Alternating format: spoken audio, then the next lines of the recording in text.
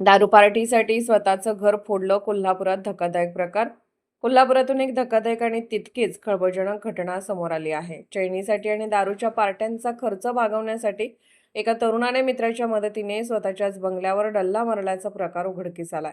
तब्बल 15,58,000 रुपयांच्या दागिन्यांची चोरी करण्यात आली होती. पोलिसांनी एका आरोपीला अटक केली असून मुख्य सूत्रधार अद्याप फरार आहे. कोल्हापूर जिल्ह्यातील पाडळी खुर्द परिसरात ही धक्कादायक घटना उघडकीस आली आहे. स्वतःच्या मालकीच्या बंगल्याचा बनावटी चोरीचा कट रचत घरातील सोन्या चांदीचे दागिने, रोकड आणि महागड्या वस्तूंवर डल्ला मारण्यात आलाय. या प्रकरणात सिद्धार्थ संजय भालकर वय 23 याला स्थानिक गुन्हे अन्वेषण पथकाने अटक केली आहे. त्याच्याकडून तब्बल 12 तोळे सोन्याचे दागिने जप्त करण्यात आलेत. तर या चोरीमागचा मुख्य सूत्रधार केदार शंकर पाटील असल्याचे तपासात समोर आले आहे.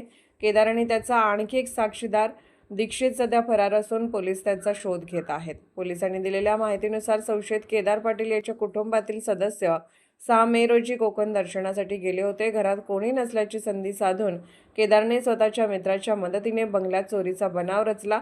चोरीनंतर दागिने इतर ऐवज विक्रीसाठी मित्राकडे सोपवण्यात आला. मात्र स्थानिक गुन्हे अन्वेषण पथकाला मिळालेल्या गोपनीय माहितीच्या आधारे हॉकी स्टेडियम परिसरात सिद्धार्थ भालकरला ताब्यात घेण्यात आले. कसून चौकशी दरम्यान या संपूर्ण कटाचा पर्दाफाश झाला आणि स्वतःच्याच घरात चोरीचा बनाव केल्याचे उघड झाले. दारूच्या पार्टी आणि चैनीसाठी स्वतःच्याच घरावर डल्ला मारण्याचा हा प्रकार परिसरात चर्चेचा विषय ठरला आहे. करवीर पोलीस ठाण्यात गुन्हा दाखल करण्यात आला असून फरार आरोपीचा शोध सुरू आहे.